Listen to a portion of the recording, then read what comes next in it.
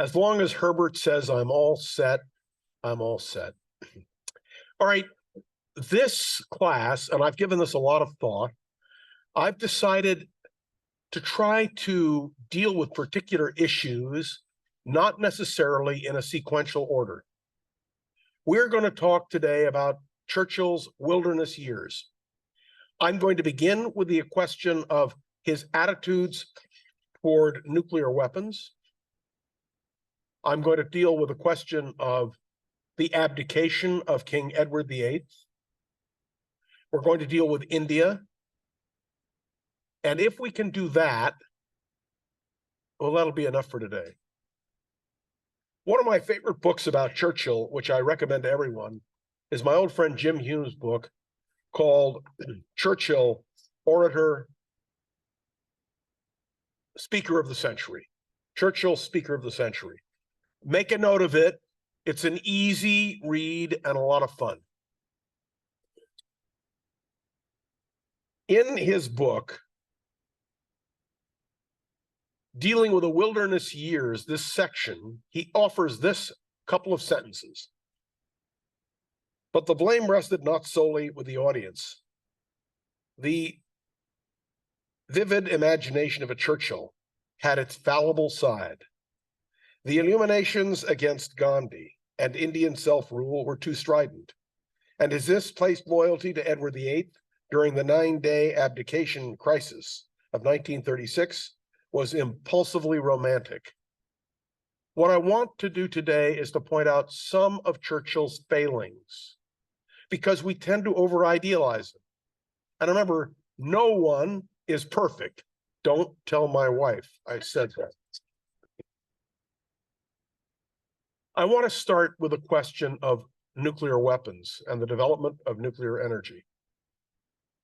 In the 1930s, Churchill is in his wilderness years. Now, what happens when you're in your wilderness years? You're no longer in power, and you want to be in power desperately, but you're not. And so you ruminate about a whole variety of issues. In the early evening of March 15th, 1933, a group of London socialites, that's how they were described in the research I did, in a Westminster mansion, they came to hear a special lecture on the latest developments in nuclear science. This is 1933.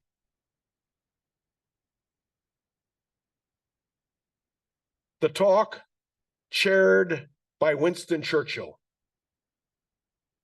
Now, let me just pause and remind you, this is a man who envisioned tanks. This is a man who advocated building an air force. This is a man who was devoted to new ideas, even though he was Victorian in so many ways. Churchill's friend, Frederick Linderman, who was a friend of Albert Einstein's and a professor of physics at Oxford University, discussed the idea that John Cockcroft and Ernest Walton had done a paper on artificially splitting the atom.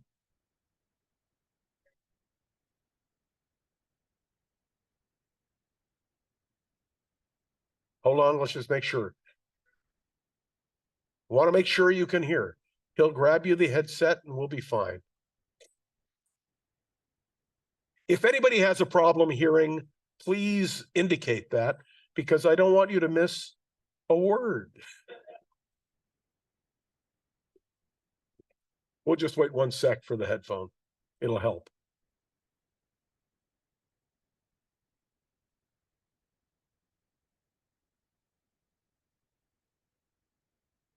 Herbert's very fast, generally speaking.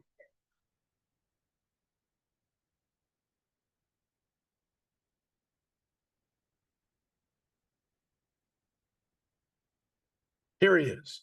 I told you, see, he's just so quick. Herbert, I was singing your praises.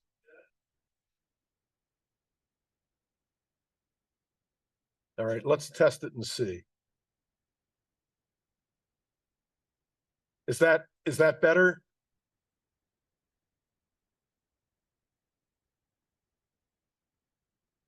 Is it okay? Can you hear me? Can you hear me now? Good. Okay. There we go. Now, let me tell you that Frederick Linderman was one of Churchill's closest friends. He was a brilliant scientist, very eccentric, disliked by a lot of people, but brilliant. And Churchill kept Linderman by his side into World War II. Now, the idea by John Cockcroft and Ernest Walton was a question of artificially splitting the atom. And there had just been the discovery of the neutron. So nuclear physics is in its infancy. Churchill had foreseen an important role for the substance 15 months before in an essay which was entitled, and which is well worth reading, was entitled 50 Years Hence. It was read widely in both Britain and in North America. I say North America because remember that one of Churchill's great audiences was in Canada. So it's not just the United States. He had told his readers in his article that scientists were looking for the match to set the nuclear bonfire alight. That's a direct quote. 50 Years Hence was by no means the only article in which Churchill looked forward to a nuclear age. Believe it or not, he first did so in 1927 in another popular article, Shall We All Commit Suicide? Because Churchill understood the implication of nuclear weapons. And I want to underline it and emphasize it to you. Churchill was in many ways a genius in terms of anticipating certain things. He alluded to the weapon envisioned by his friend H.G. Wells in the novel The World Set Free, where the term atomic bomb first appears. That'll be on your final, by the way. And please understand, again, this is so important, whether it was Linderman or H.G. Wells, or you can go down the list of people in that part of the 20th century, Churchill knew them. And he was like a sponge. He sucked up information. A decade later, that is in 1937, Churchill warned 4 million readers of the News of the World in Britain that nuclear energy would soon be harnessed. 1937. He was right. Otto Fischer and Fritz Strassmann, working in Hitler's capital, discovered nuclear fission 8 weeks after Churchill's piece appeared. Please be aware, our race for the atomic bomb had nothing to do with the Japanese. It had everything to do with Nazi Germany. Because everyone understood that if Germany got the bomb first, it was over. Of all the international leaders who were to become involved in the early development of nuclear weapons, none was better prepared than Churchill. He had foreseen them, warned of the challenges they would pose to international leaders, had a strong record of encouraging the military to make the most of new science. He understood the key relationship between the military and the development of an atomic bomb. Do you understand how far-sighted this is? Who was thinking about this in 1937? His nuclear scientists were behind him and more than willing to drop their research and join the fight against Hitler. Let me remind you, those of you who saw Oppenheimer, and we're going to get to it in a moment, I'll share with you something from that. It is very important to understand The sole goal of the German Jewish scientists who left Germany was to stop Hitler. And you may recall in the movie Oppenheimer, when they dropped the bomb on Japan, there was a question posed before that. And that is, when Germany admits defeat on May 8th, 1945, why should we proceed with the development of a nuclear bomb? We're only doing it to stop Hitler. Do you remember the line from Oppenheimer? Have you seen the film? It's technical in certain ways, but it's well worth watching. Churchill became the first national leader to be advised by scientists that nuclear weapons could be built. A way of making such a bomb was first discovered in March of 1940 by two nuclear physicists at Birmingham University, both officially classified, because they were Germans and Jews, as enemy aliens. I want this to sink in. I want you to understand this. Less than 2 months before Churchill became prime minister, already he was thinking about this. Already it was being developed. In 50 years hence, Churchill had doubted whether politicians would be equal to the challenge of such powerful weapons. And you have to understand, we still think about that, right? When we elect a president of the United States, what is the most fateful thing a president can do? Use a nuclear weapon.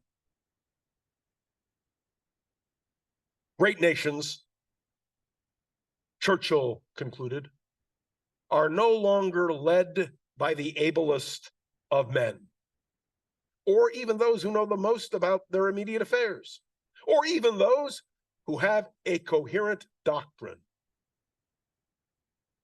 Democratic governments drift along the line of least resistance, taking short views, paying their way with sops and doles, and smothering their path with pleasant-sounding platitudes.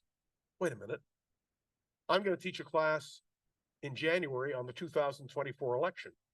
That should be the opening line.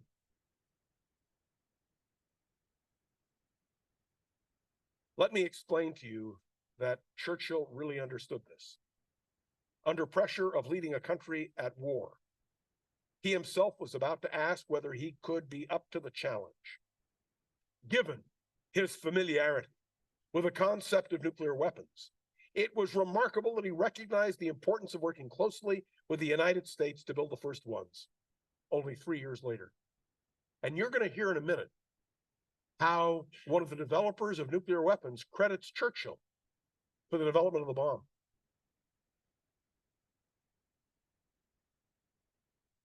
When, in 1943-44, it was obvious that the British could not possibly build the bomb alone, that's when Churchill bought into the Manhattan Project. There would have been no Manhattan Project without Winston Churchill. Churchill later agreed that the bomb could be used on Japan. It is a decision, like that of Harry Truman, to drop the bomb, that Churchill reflected he never regretted. So those of you who saw the movie or know the history of the times know the name Leslie Groves. General Groves was in charge, really, of the development of America's nuclear program. He's the one who supervised the entire Manhattan Project. So Leslie Groves wrote a book called Now It Can Be Told, which very few people have read, but I have a peculiar habit. When I go to a movie and there is history involved, I find a book about that. So when I went to see Inherit the Wind, I had to get a book on Darrow and a book on William Jennings Bryan. When I went to see The King and I had to get the book on Anna Owens, Anna and the King of Siam, because I want I always want to have a more in-depth look. This is what General Groves wrote. It's very short, but so important. Looking back on those war days, I can see that Prime Minister Churchill was probably the best friend that the Manhattan Project ever had. He seemed to be able to sense any lag in our work, caused unusually or usually by conflicts with the other important war work. In such a case, a word from number 10 Downing Street to the White House would give a new impetus. In addition, in his other wartime achievements, Mr. Churchill emerged as our project's most effective and enthusiastic supporter. For that, we shall always be in his debt. Most people, ladies and gentlemen, do not credit Winston Churchill with the powerful role he played in the development of the atomic bomb. Now, I've chosen to emphasize this because, remember, it all began on the evening of the Ides of March, March the 15th, 1933. He wouldn't be prime minister until 1940. He was ruminating about his future, and he was concerned about Germany. We're going to get to the question of German rearmament. We may not get to it today, but that's what we really remember Churchill for. But now you know, as my late colleague used to say, the rest of the story. When you think about the atomic bomb, you must credit Churchill. Now, I chose a couple of very short statements that he made about nuclear power. This is from a book called The Wit and Wisdom of Winston Churchill, interestingly enough, with an introduction by my old boss, Richard Nixon. This is what he said about nuclear energy. We and all nations stand at this hour of human history upon the portals of supreme catastrophe and of immeasurable reward. I'm reminded of President Eisenhower's speech to the United Nations in 1953, Atoms for Peace, in which Eisenhower chose to emphasize the possible, probable, peaceful uses of atomic energy. When Churchill was asked about nuclear missiles, and remember, this is a guy who understood air battles and who promoted the RAF and who promoted the idea of being prepared for a war. Death stands at attention, obedient, expectant, ready to serve, ready to shout away the people that may be ready, if called on, to pulverize without hope of repair what is left of civilization. This is Churchill talking about the destruction of humankind. Might not a bomb, he said, no bigger than an orange, be found to possess a secret power to blast a township at a stroke, guided automatically in flying machines by wireless or other ways without human pilot. He said that in the 1920s. I want you to understand what it means to be a leader. It doesn't mean you're always right, but it's having the ability to foresee something. He also foresaw a nuclear stalemate. And when we get to the 1950s, I will elaborate on this more extensively. By the way, do you know who coined the term summit? Winston Churchill. Every time you hear the word summit, your mind should go to Churchill. It's amazing how prescient this man was. Let me tell you why, in my opinion, a third world war is unlikely to happen. Both sides know that it would begin with horror of a kind and on a scale never dreamed of before by human beings. Churchill understood the ability of a bomb being dropped and the devastation it could cause. It may be, he said, that we shall, by a process of sublime irony, have reached a stage in this story where safety will be the study child of terror and survived by the twin brother of annihilation. It is more likely to bring war to an end than to end humankind. And I want you to remember the concept of mutually assured destruction, which Churchill foresaw. Why didn't we have a nuclear war with Russia? And if you think about the Cuban Missile Crisis for a moment, what was Kennedy's obsession and Khrushchev's obsession? It was not to have a nuclear conflagration. And I'm always reminded of Ronald Reagan. You know, Ronald Reagan, you can talk about pros and cons of Ronald Reagan. Ronald Reagan wanted a full disarmament. He wanted the elimination of nuclear weapons from the world. Why? Because he saw the movies of the dropping of the bomb on Hiroshima and Nagasaki. Churchill said certain mathematical quantities, when they pass through infinity, change their signs from plus to minus. It may be that this rule may have a moral application, and that when the advance of destructive weapons enables everyone to kill everybody, nobody will want to kill anyone at all. And if you stop and you think about why we did not have a World War III, that's it in a nutshell. Fear.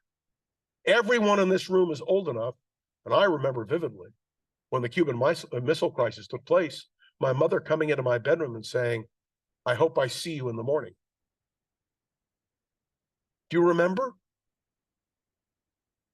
I was ready to go outside and dig a bomb shelter on Euclid Avenue. And this is what Churchill said about nuclear war. The dark ages may return. The Stone Age may return on the gleaming wings of science. And what might now shower immeasurable material blessings upon mankind may even bring about its total destruction. Beware, I say. Time may be short. The fearful question confronts us, said Churchill. Have our problems got beyond our control? That is, of course, the ultimate question when you deal with nuclear weapons. I wanted to spend these few minutes with you to let you know that in most books about Churchill, you will never read about his involvement in the development of nuclear weapons. I wanted you to hear what General Groves said about the critical aspect of Churchill, but I want you also to think about something else. Churchill understood Britain's limitations. Remember that in 1930 to 1940, we still referred to it as the British Empire. The sun never set, remember, on the British Empire? We viewed them as, well, a powerful nation. Churchill, who believed in imperialism, which we're going to get to in a few minutes, understood the limitations of power. So I wanted to raise this question now of the whole issue of Churchill and the development of nuclear weapons. And when I mentioned to somebody I was going to do this, they said, what did Churchill have to do with a nuclear bomb? Just remember General Groves' comments. And now let's talk about limitations of power. Winston Churchill was an imperialist. He believed in imperial power. He absolutely was a defender of the British Empire. To him, it was inconceivable that Britain would not have its empire. Now, you may remember a couple of weeks ago, I touched on this, the same logic the Japanese had.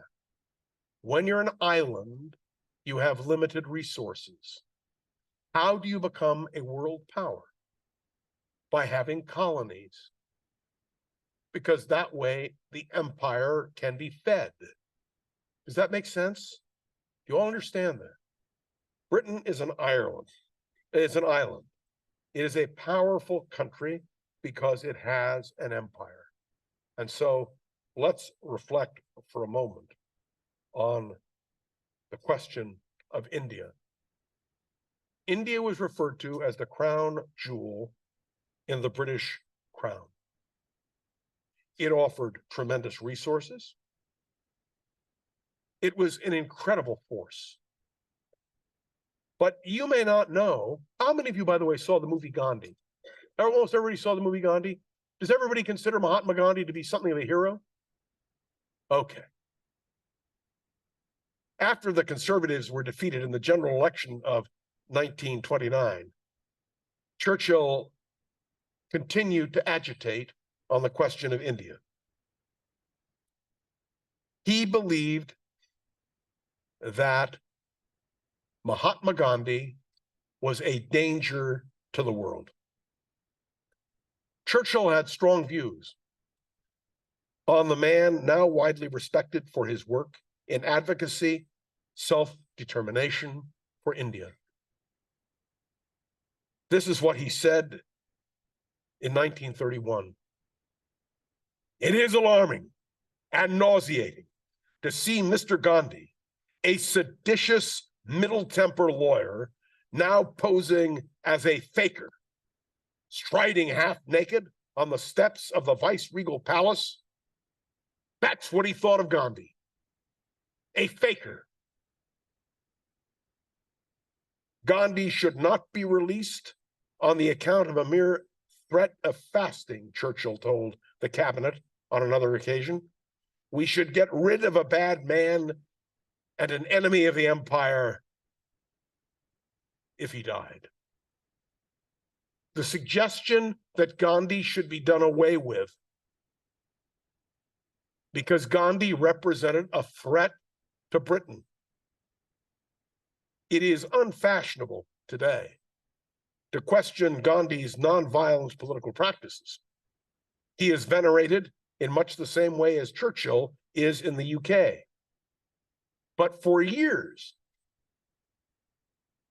Gandhi was a threat to Churchill's vision of the British Empire.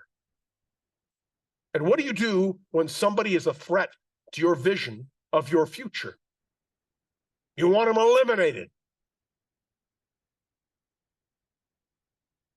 He put himself at the head of the movement of irreconcilable imperialistic romantics, wrote Boris Johnson in his recent biography of Churchill. That's Boris Johnson, who became Prime Minister of Great Britain. Johnson went on to say, die-hard defenders of the Raj, which was what the Indian domination was called, and of the God-given right of every pink-jowled Englishman to sit on his veranda and glory in the possession of India. That's what Boris Johnson described it as. Churchill was very much to the far right of British politics over India. Eventually, most of the conservatives, let alone liberals and laborers, viewed Churchill's views on India between 1929 and 1939 as abhorrent. I want you to think about this for a moment. We who view Churchill as the great man. But what was Churchill really? Churchill was a Victorian imperialist. And I use the term advisedly. Churchill was terribly alarmed that giving the Indians home rule was going to lead to the downfall of the British Empire. And yes, the end of civilization. Does that sound overdramatic? But when you read Churchill's speeches That's exactly what he says. Younger Tories, like Anthony Eden, who you all recall was Foreign Secretary, we'll talk about him later when we get to Germany, and who ultimately succeeded Churchill as prime minister, regretted Churchill and his view on India. They regarded Churchill with great mistrust during that period of the 1930s because of his association with hardline right-wingers in his party. Now, I have to ask you the one question. Would any of you have described Churchill that way? No, because our view of Churchill is an over-idealized view of Churchill, and you will see we were precisely correct in coming to that conclusion when we talk about what he did in the late 1930s and 40s, when he rose to greatness. And this is what one historian said. People sometimes question why on earth did people not listen to Churchill's warnings about Hitler in the late 1930s, in which the short answer is that he'd used exactly the same language about Gandhi in the 1930s. Isn't that amazing? He was so prescient about Germany and Hitler, and yet he was so wrong about India. And of course, one of the great tragedies of that period was Churchill's allowing, and this really disturbed me, for famine to take hold and for people to die. Because that was Churchill's view, and I hate to use the term, of essentially white supremacy. But he believed in the superiority of the white man. And to this day, so we know it, Churchill is hated in India. When you read the textbooks in India describing Winston Churchill, well, it's astounding. What a contrast. And the speech that he gave on the 23rd of February, 1931, which I have in front of me, but I'm not going to read to you, describes Gandhi in the most vicious terms. So now you know a little bit more about Churchill and the negatives.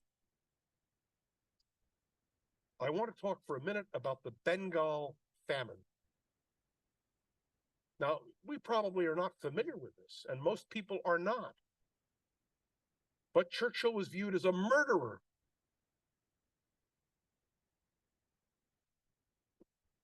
And this comes a few years later, but I'm throwing it in because it has to do with India. In 1943, India was still a British possession. It experienced a disastrous famine in the northeastern region of Bengal, sparked by the Japanese occupation of Burma the year before. At least 3 million people are believed to have died.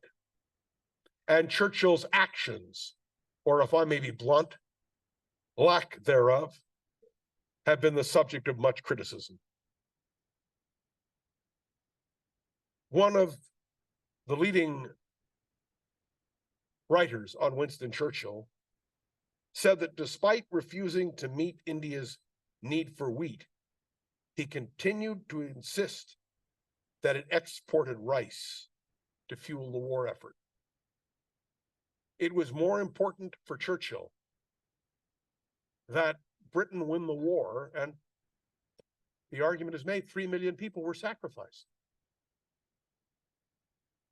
The War Cabinet ordered the buildup of a stockpile of wheat for feeding European civilians after they had been liberated. So 170,000 tons of Australian wheat bypassed starving Indians, not for consumption, but for storage. Do you understand? I mean, really, 3 million people died because of Churchill. It is one of the worst blots on his record. It clearly is the case that it was difficult for people to get him to take the famine seriously.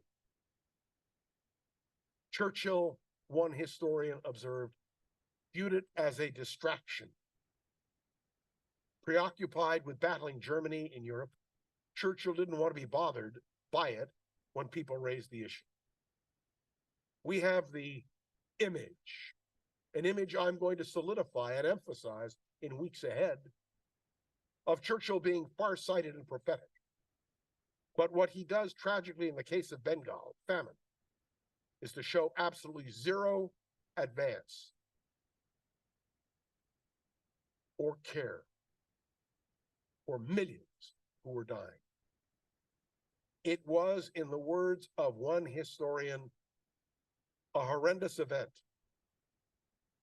Churchill running a global war at the point there's always going to be conflicting priorities and demands. It is incredibly complex and evolving situation, but he's not always going to get everything right. By the way, without Churchill, some argue the famine would have been worse. Once we were made fully aware of the famine's extent, Churchill and his cabinet sought every way available to ease the suffering without obstructing the war effort. But I want you to know, if we were in India and I were teaching this class, his failure would be emphasized and underlined. Now, India is the greatest democracy, the most populous democracy in the world. We want India on our side, and each successive president of the United States has worked to ensure our involvement with India. And even today, in the midst of a subtle but real war of words taking place between India and Canada, are you all aware of the Sikh separatists and the fact that one of the leading Sikh separatists, well, I don't want to go into the situation with Canada, except to say it puts all of us in a bind because no one wants to subvert India. Let me point out one more thing to you. Why was there a partition of India? Because of the Muslims and the Hindus. And the battle going on in India today is between Hindu nationalists and Sikhs, if you'll pardon a bad pun, who are seeking independence. They want an independent Sikh state in India. Do we believe in self-determination? Well, it depends, doesn't it? So when you deal with India, you must know that Churchill had moments that were not his finest hours. Indeed, I would suggest to you that Churchill's attitude toward India is a blot on his record. Now, there's something else before we take the break, which I have to give you, and I hate doing if I told you how much I'm skipping it. Churchill was an imperialist, but he also believed in Great Britain and he believed in the monarchy. He was born under Queen Victoria. He died when Elizabeth was queen. He served every monarch. To him, it was a badge of honor. Some of you in the room are old enough to remember Edward VIII, the Prince of Wales, who ultimately became the Duke of Windsor. When Stanley Baldwin and the British government told Edward that he could not marry Wallis Simpson, twice divorced, a loose woman in the minds of many, Stanley Baldwin and the cabinet gave Edward VIII an ultimatum. You cannot marry. And he suggested, by the way, a morganistic marriage where they would get married, but she would have no right to the title, Her Majesty.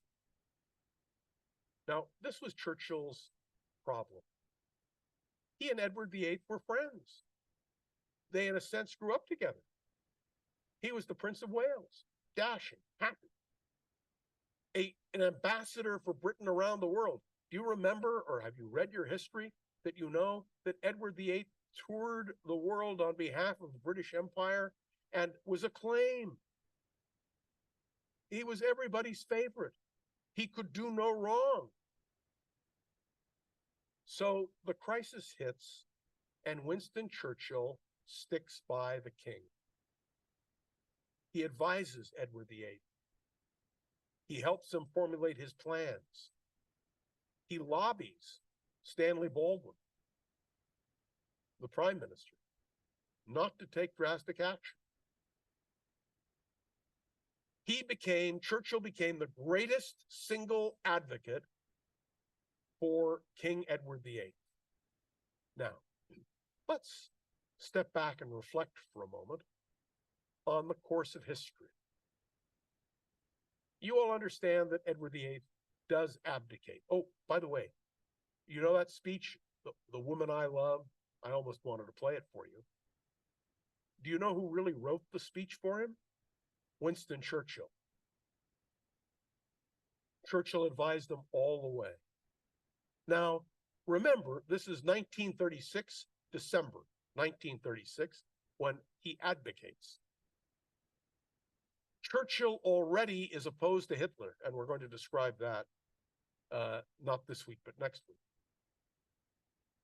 So, who becomes the man most supportive of Hitler and Germany? The Duke of Windsor, Edward VIII. Who goes to see Hitler at Berchtesgaden? Who is feted in Germany as a hero? Who, it is rumored, when Hitler conquers Britain, who will Hitler restore to the throne?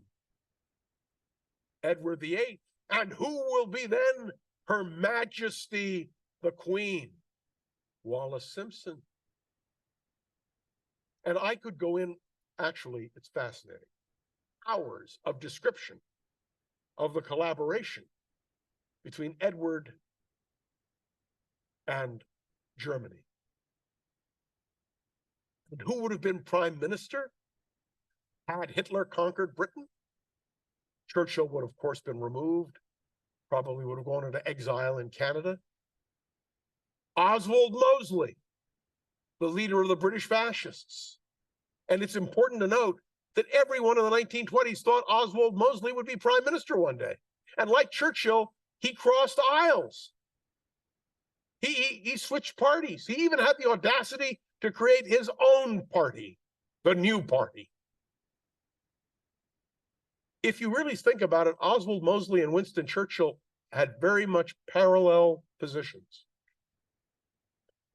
Both defended Edward VIII. And by the way, the best biography of Wallis Simpson was written by Oswald Mosley's wife, Diana. And if you want to read a sympathetic biography of Edward and Wallis, that's the book to read.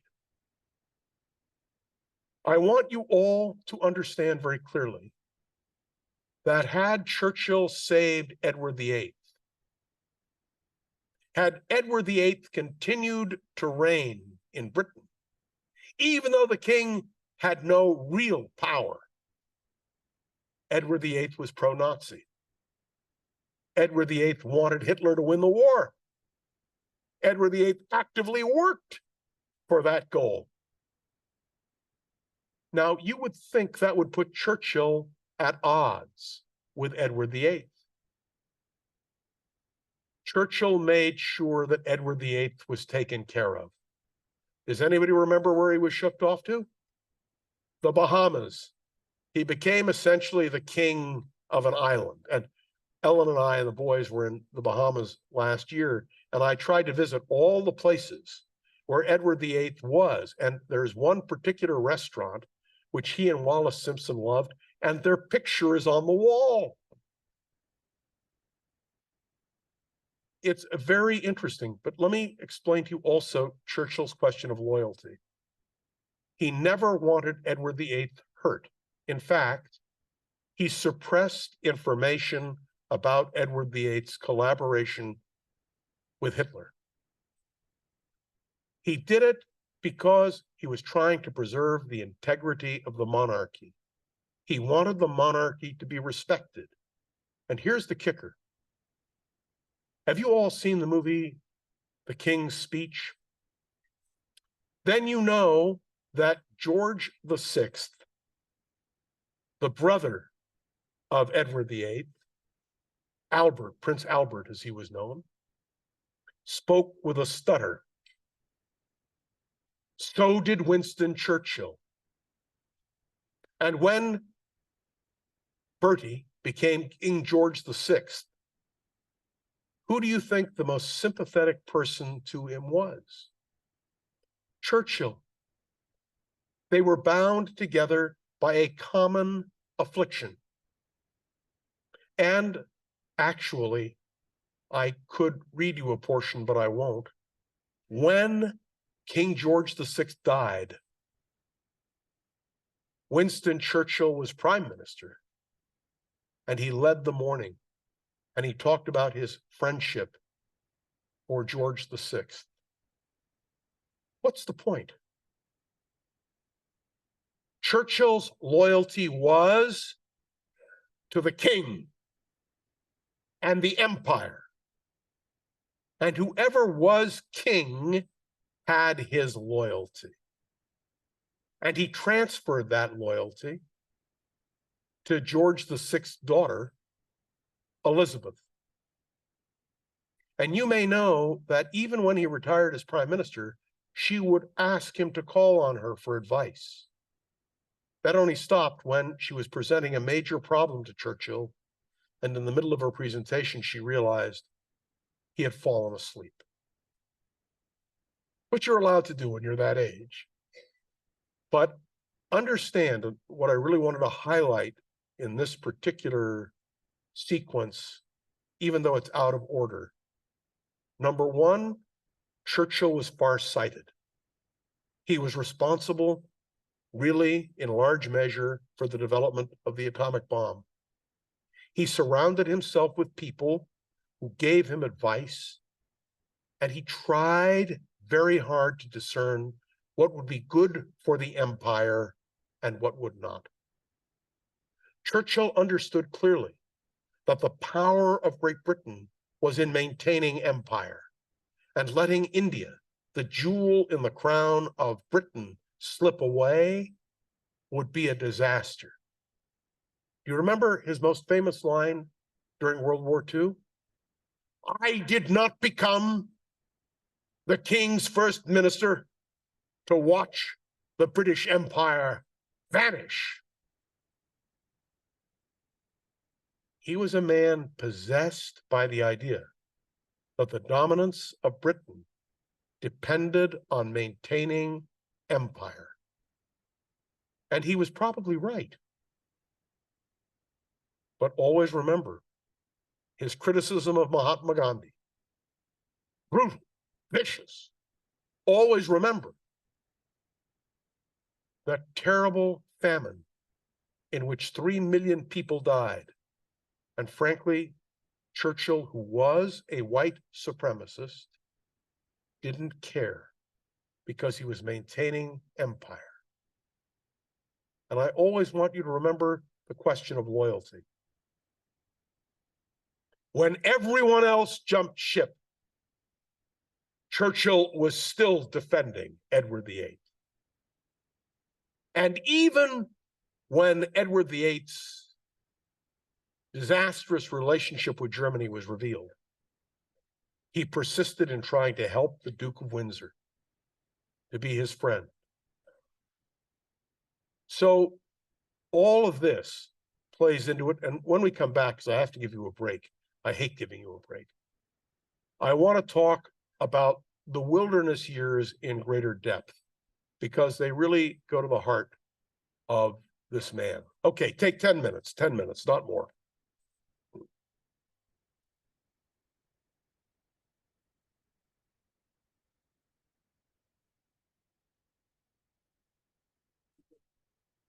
You know, there's a lot of similarities between the British government's thoughts. Okay, the recording's in progress. You have to remember, I worked for Richard Nixon. I know all about recordings. Now, a number of you have asked me questions. It is not that I'm rude. Well, maybe. I don't answer questions privately if I believe they belong in front of the class. Oh, yes. I was thinking about taking Herbert home with me so he could check everything I do. You know, Herbert has 3 children. He's very busy. That's how he knows so much. I want to make sure that observation is included in the recording. I want for a moment to talk about the wilderness years and what it means. The dawn of the 1930s saw Winston Churchill out of office, out of step with his party. And in 1933, Hitler became Chancellor of Germany on January 30th. And Churchill watched with dismay as Germany secretly rearmed. And I will next week extensively explore Churchill's alarm at Germany. And I'll even tell you the story of how Churchill almost met Hitler and why he didn't agree to the meeting. But that's another story. That's called the tease. So you come back next week. Is next week a holiday? Yeah. Indigenous Peoples Columbus Day. I'm glad somebody corrected me. Let me remind you that during the 30s, Britain continued a policy of disarmament and appeasement. And we withdrew into isolation. And France was ruled by a divided and incompetent popular front. While he sat huddled before his easel, cigar clenched in his teeth, extravagant hat well down round his ears, he was, though ostensibly distracted from political cares, ruminating about the situation in Europe.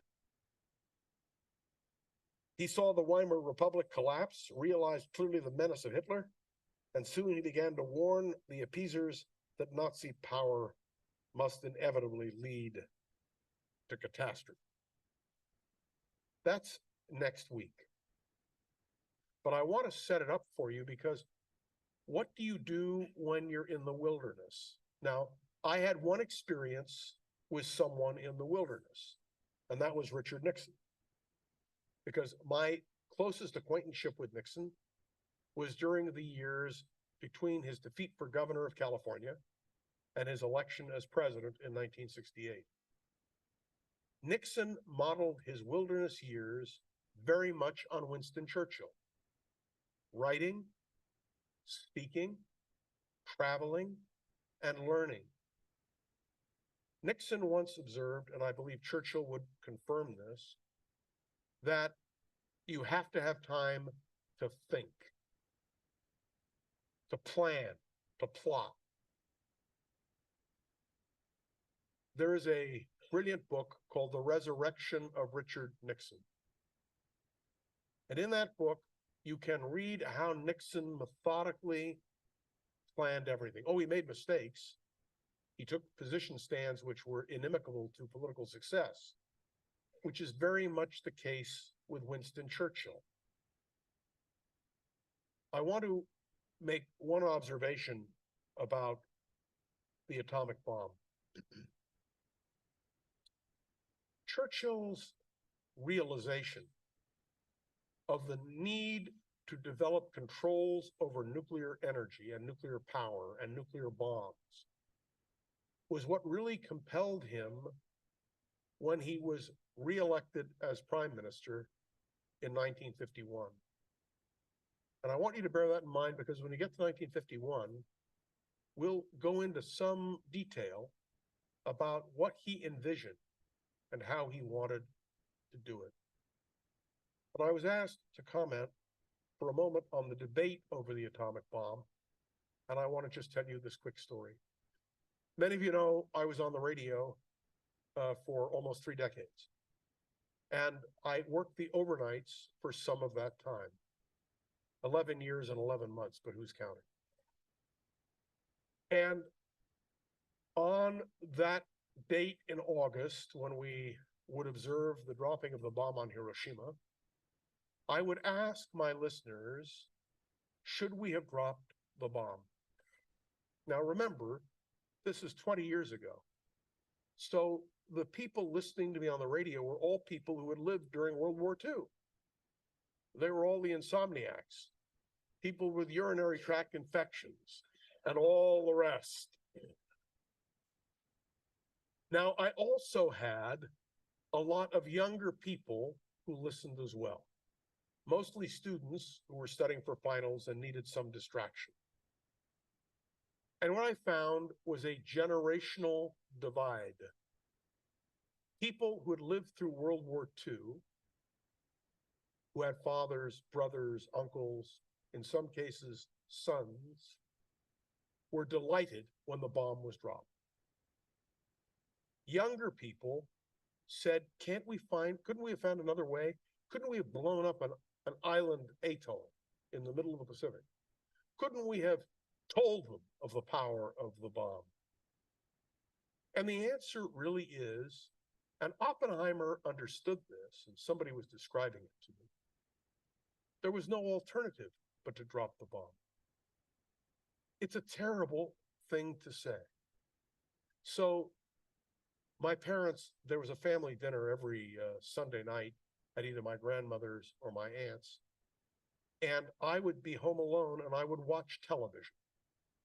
And there was a half-an-hour special on Channel 4 from 6:30 to 7 every Sunday night of Harry Truman talking about the great decisions of his presidency. I actually have recordings of what Truman said. And periodically when I'm doing research, I listen to Harry Truman. And Truman was asked the question, does it bother you that you have all of these lives on your conscience because you dropped the bomb? And Harry Truman said this: my advisors came into me and said to me, the bomb dropping may cost 1 million lives, Japanese lives, our enemies. But if we invade, we'll lose American lives. 1 million American men and women will die. My father was in the 77th Division. He was a physician. And prior to the dropping of the bomb, everybody was being prepared for the invasion of Japan. And my father explained to me that all the people who he dealt with were told, write a letter home saying goodbye. Because the odds are you're going to die in the invasion. Bear that in mind. Harry Truman, who had been in World War I and who knew what war was, and Winston Churchill, as you learned several weeks ago, was in World War I and saw the devastation in the trenches and the gas. Truman said, I had a choice to make. 1 million American lives or 1 million of our enemies' lives. He said, it was very easy. I decided to save American lives. And then he uttered words I have never forgotten. He said, I made the decision, I went to bed, and I never thought about it again. Now, some people would say that was a terribly callous thing to say. And it was. But when I talked to my father about it, and my dad died in 1970, when I asked him, because he was there, he said, "Thank God Truman dropped the bomb." And that is what most people of that generation believe. How to explain the horror of war?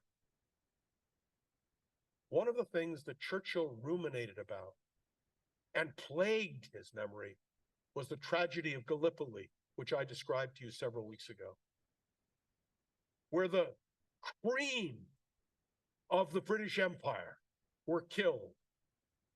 At the end of World War I, everyone knew someone who had died. And when we talk about the confrontation between Churchill and Neville Chamberlain, who is generally viewed as a villain, I will explain to you how Neville Chamberlain became an appeaser and why Winston Churchill understood why he was an appeaser. So I wanted to share with you this because I think it's important to put things in perspective. And I would remind you, one of the lessons of World War I and World War II,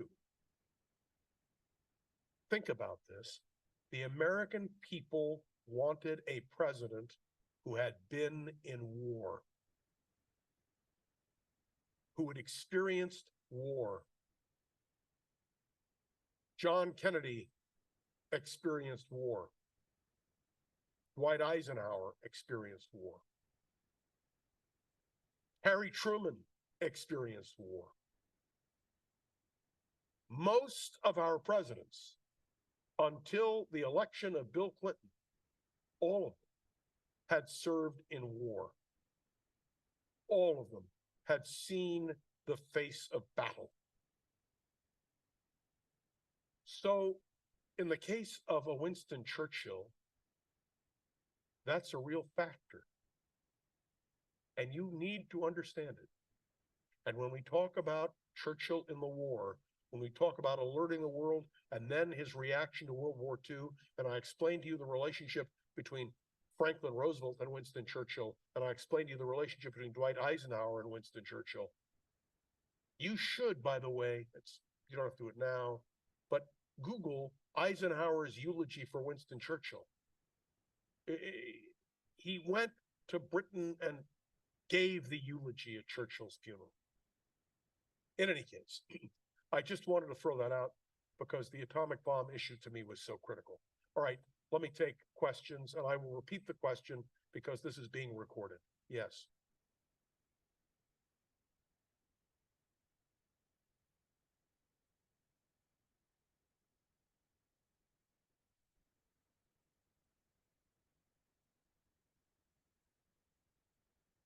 Okay, it's a good question. Edward VIII was a Germanophile. He spoke German fluently. His family were German. Many of his cousins were German. He had, well, you know, it was his grandfather who changed the name to the House of Windsor from the German-sounding name, whatever it was, of the German royal family, of the British royal family. Yes, they understood his sympathy. And I want to remind you, which, well, I can do it now instead of next week. Where was the first place Edward VIII went after he abdicated, when he's Duke of Windsor? To Germany. He goes to Berchtesgaden. His wife is treated as if she is Her Royal Highness. They actually in Germany called her Your Royal Highness. It made Edward VIII, Duke of Windsor, more sympathetic to the Germans. Were people aware? One of the things that Winston Churchill did for as long as he could was to mask Edward VIII's sympathy for Germany. So when you read the books on the Foreign Office reports on Windsor, they're cleansed. Some of them are kept confidential. Some of them have only been released in the last few years.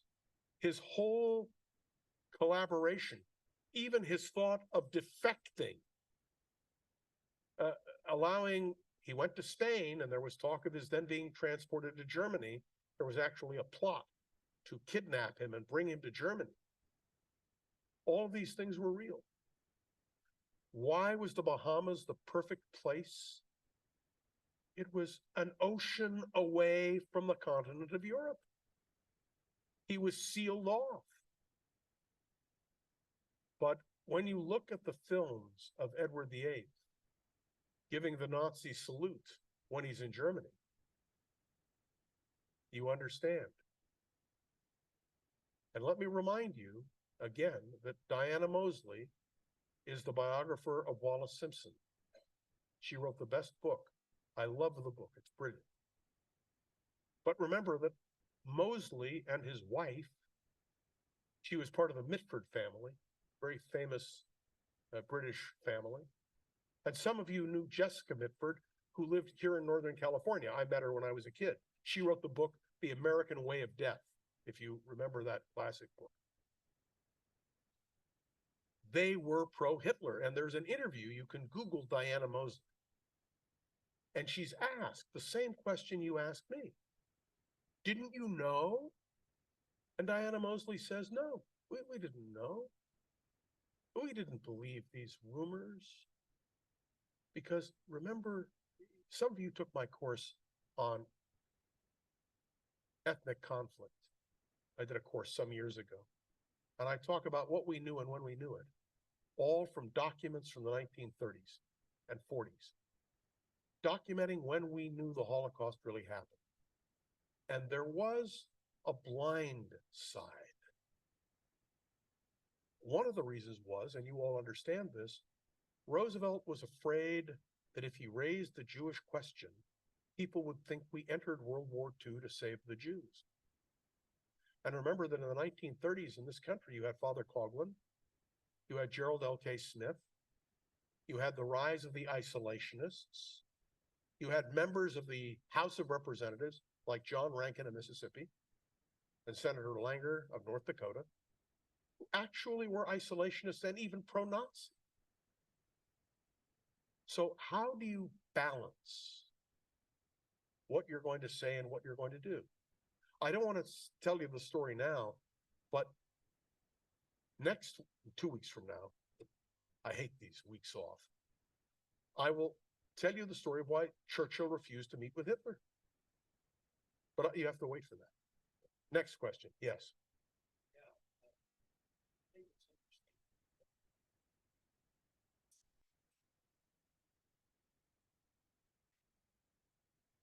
It's a very good point. Winston Churchill knew about the Manhattan Project and Harry Truman did not. It's absolutely true. Truman served 82 days as vice president. And in that time, nobody told him about the Manhattan Project. And remember, he had been the head of the Truman Committee, which had investigated corruption in the military in the eve of World War II. He had no knowledge. And only after he became president was he approached by Secretary Stimson, who said to him 2 days after he became president, Mr. President, there's something I have to tell you about. And that was, of course, the atomic bomb. Can you imagine? I mean, I want you to think about this for a minute. You're in the middle of World War II. You've got a president of the United States who's relatively frail, and nobody told him about the Manhattan Project. And indeed, 4 members of Congress, Speaker Sam Rayburn, Joe Martin, who was the Republican leader of the House, John W. McCormick, who was the successor to Rayburn, and Stiles Bridges, who was a senator, all knew about the development of the bomb. I think I've told you the story in the past. I've actually written it up and hope to have it published one of these days. They met in the Capitol because no one wanted to reveal that money was being spent on the bomb, because then people would ask questions. Congress was so tight in those days. The leaders were so close that when General Groves came to see them, and Groves writes about it in his book, but I have Joe Martin's reminiscence, John McCormick's reminiscence, and Sam Rayburn's reminiscence. They had to go to leaders of the House and say, we need you to approve this money, but you can't have a line item.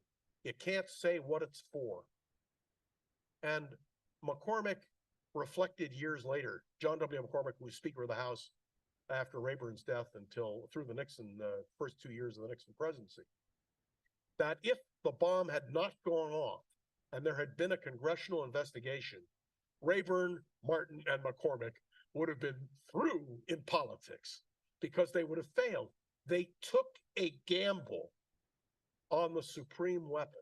And my belief is, when I talk about the dysfunctionality of Congress, and I know none of you know what I'm talking about when I say that, I wish we had leaders like Rayburn, Martin, and McCormick, because they were political enemies. They fought each other tooth and nail, but they were friends, and they knew when to put American national security ahead of everything else. So anyway, I only point that out because part of it had to do with trust, and nobody trusted Truman. He was only the vice president. And, you know, the story of the mother who had two sons, one went to sea, the other became vice president, and neither was ever heard from again. Yes.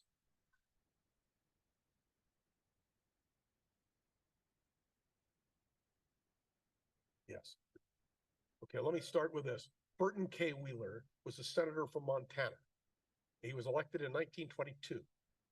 And Senator Wheeler, you may recall, was the nominee for vice president on the ticket with Robert La Follette, who ran as an independent in 1924.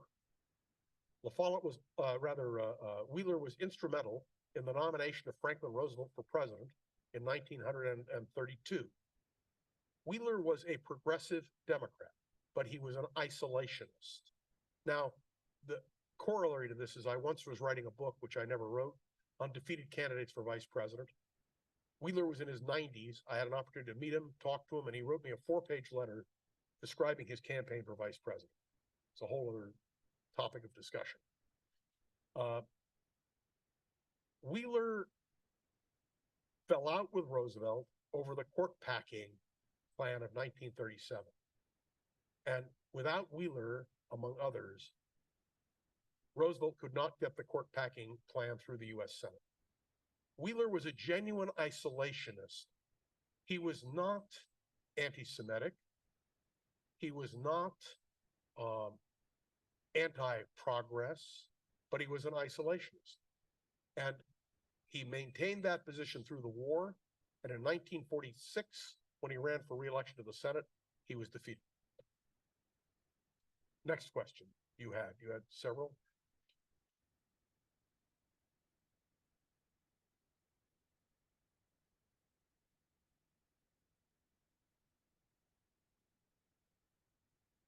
Okay, the question of Churchill and Stalin. I'm going to ask you to wait because we're going to talk about Churchill's anti-communism. We're going to talk about Yalta. We're going to talk about Potsdam and the whole question of the Cold War. And to me, it's almost more interesting than what we're going to do in 2 weeks on World War II and the preparedness for the war. Yes.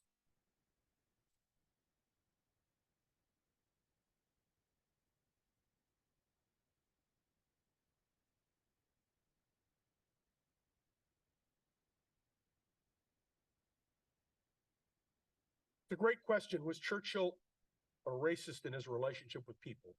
The answer is no. Churchill's racism came from his view of the superiority of the British Empire.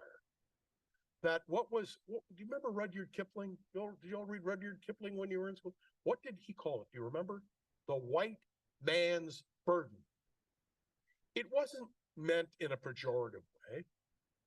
It was meant to say, these people are innocent, don't really grasp what's going on in the world, and you need to have the superior civilization train them, bring them up. Churchill believed very strongly that India was incapable of governing itself. Now, I don't want to get into the personalities of Indian politics, but think about Gandhi, who was assassinated before Indian independence. Churchill viewed that as a vindication of the barbarians he was dealing with. Think about Nehru, who is now viewed as a great hero. But there are two sides to that story. Krishnan Menon, who was another leading personality. God, what a fascinating figure. And then don't forget Indira Gandhi, who was no relation to Mahatma Gandhi, but was Nehru's daughter. Do you remember when you talk about an Iron Lady, you hear about Golda Meir being the Iron Lady, or you hear Margaret Thatcher was the Iron Lady. You know who the real Iron Lady, the real dictator in a democracy was? Indira Gandhi. And do you remember how she died? She was killed by her bodyguards. Goes back to the Sikh pension which exists today. She was taken out by Sikh bodyguards. I've never forgotten it. My aunt and uncle were traveling in India at the time, and my aunt came back with all these stories. It was fascinating. I don't believe Churchill was a racist, and I want you to understand why. We'll get the question of his relationship with the Jews next week, not about Zionism, but how he viewed Jews in general, which is very important to his antipathy to Hitler, which I'll describe next week, 2 weeks from now. Anyway, I hope that answers the question. Yes, ma'am.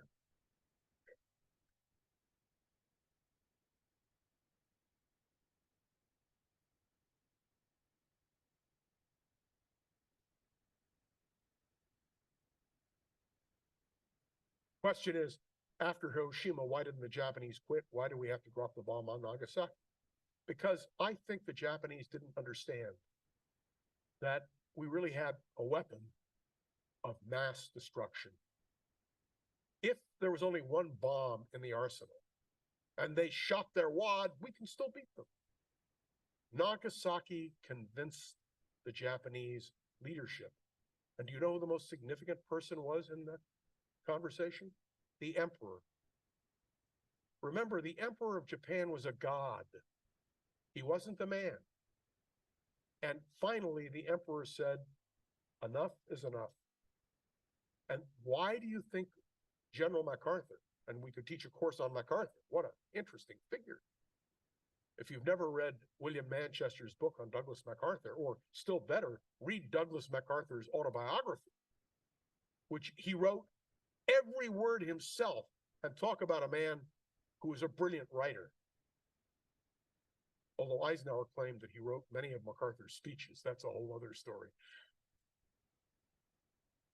What you have to understand is MacArthur saved us because it was MacArthur who said the emperor could continue to reign. Because MacArthur said, if you eliminate the emperor of Japan, the people will never agree. But if the emperor collaborates, it'll be fine. And MacArthur was right. For all intents and purposes, in Richard Nixon's book, Leadership, it's all about foreign leaders, including a wonderful chapter on Churchill. But there is one American leader included in that book, MacArthur. Why? Because essentially, MacArthur became the Mikado. He became the Emperor of Japan. Next question. Yes.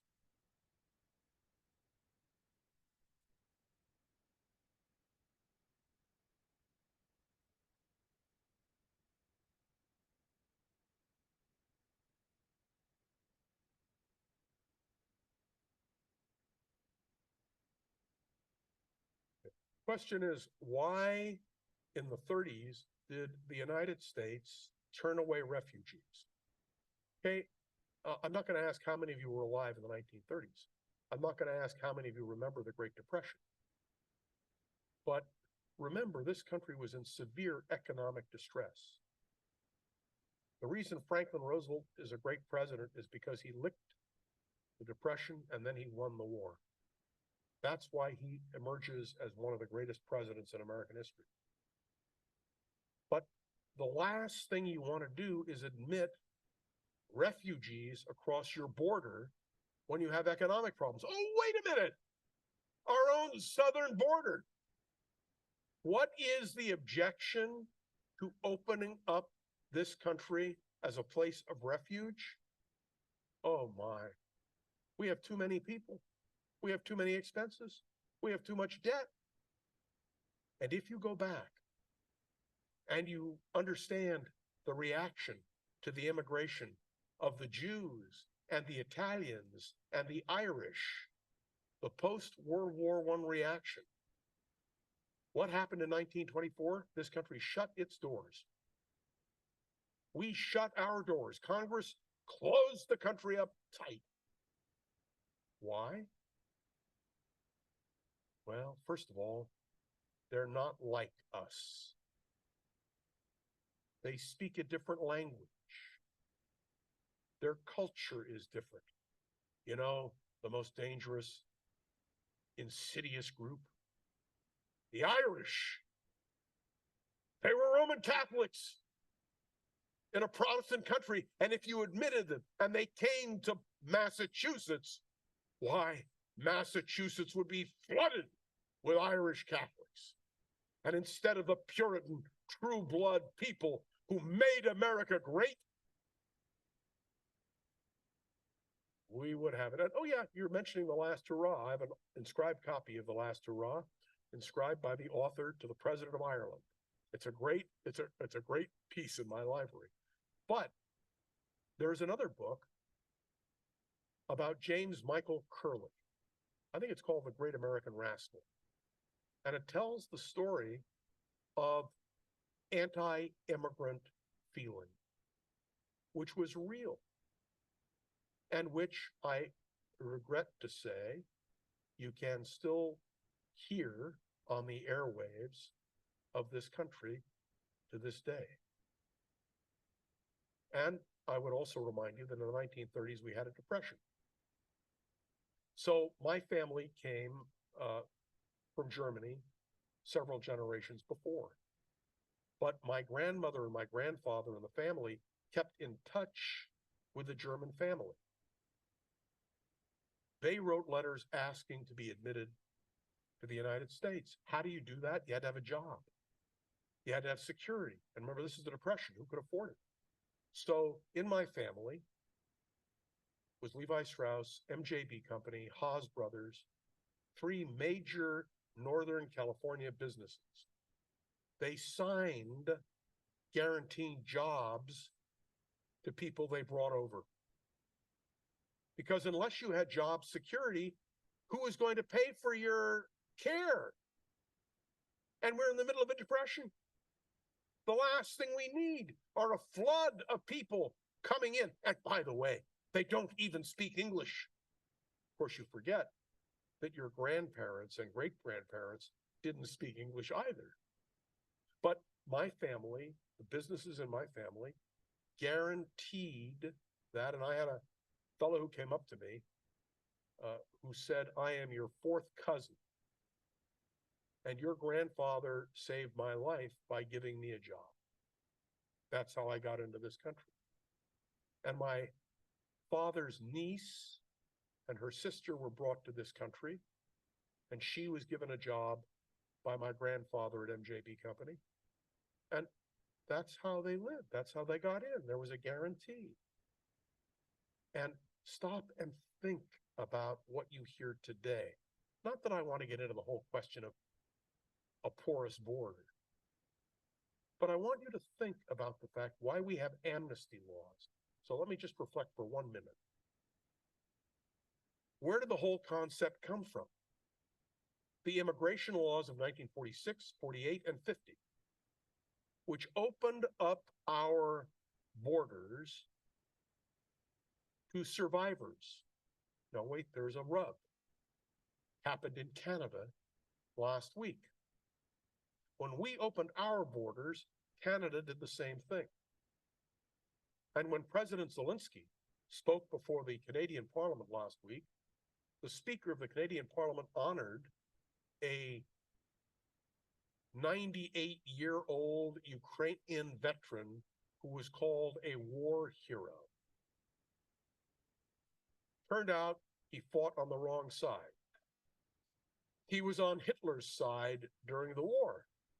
And did you read what happened? The Speaker of the Canadian Parliament had to resign. Pierre Trudeau, the Prime Minister, Mr. Trudeau, Justin, thank you, not Pierre Elliott, sorry, dating myself. Justin Trudeau had to issue a public apology in order to keep his job. But in Canada, and I learned this years ago when I used to go up there to speak, there is a large Ukrainian community. Most of them came to Canada after World War II.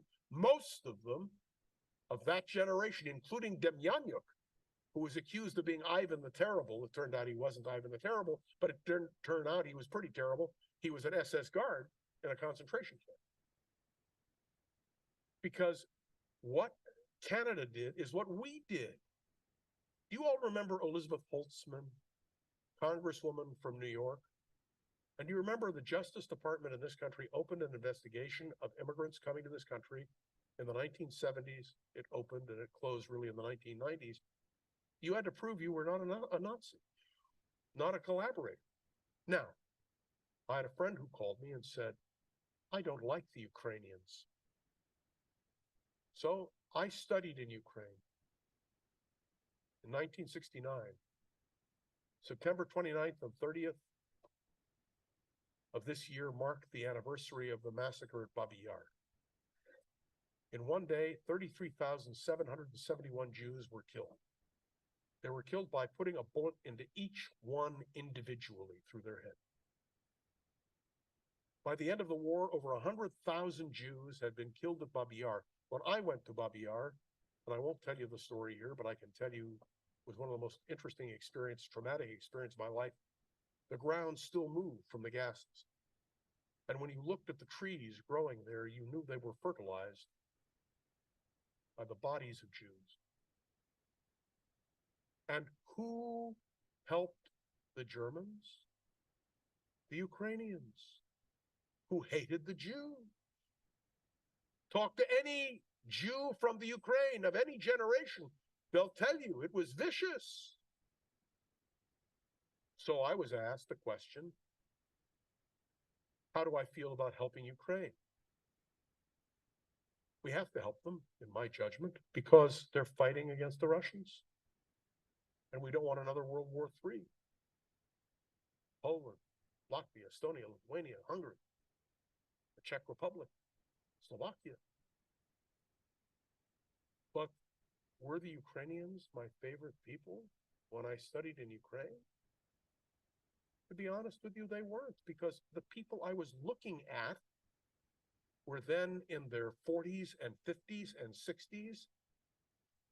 Our guide, we had a European fellow from Germany who traveled with us because he spoke all the languages, and we were a diverse group, and we wanted to be able to communicate. Horst Klein was this young man's name. His father was General Klein, who was responsible for Ukraine when the Nazis came in.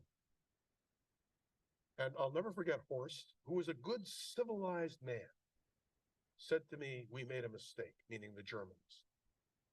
We began shooting the Ukrainians, and they turned on us, and they backed Stalin. If only we had been nicer to the Ukrainians, we would have won the war. Now, by the way, Horst is not a Nazi. But that was the thinking at the time. By the way, on the St. Louis, the Voyage of the Damned, many of you went to Fantasia Bakery when it was here in San Francisco. Ernie Wheel, who ran Fantasia Bakery, was on the St. Louis.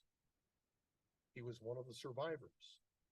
And when I was chairman for 26 years of the Holocaust Remembrance here in Northern California, And we did a commemoration on the 40th anniversary of the St. Louis. 3 survivors were there, including Ernie Weil. This country shut its doors. And by the way, those of you who know the Weil family, Sandy spoke. Ernie Weil didn't want to speak, but I've never forgotten the power of it. And then it turned out that my father's second cousin, Martin Rothmann, was on the St. Louis as well. And I got all the documentation. He and his wife survived, and they had a son who became a doctor, lived in New York, and then passed away. So I never met them. But the whole question of Ukraine and the Jews is a fascinating historical moment which came to light most dramatically just last week in the Canadian Parliament. Now, I see that my time has expired, but wait. Next week we're off. 2 weeks from now, we are going to deal with Winston Churchill's leadership, not as prime minister alone, but mobilizing Britain to fight Hitler. We'll talk about the Munich Pact and all the rest. Ladies and gentlemen, have a nice Columbus Day, Indigenous Peoples Day off.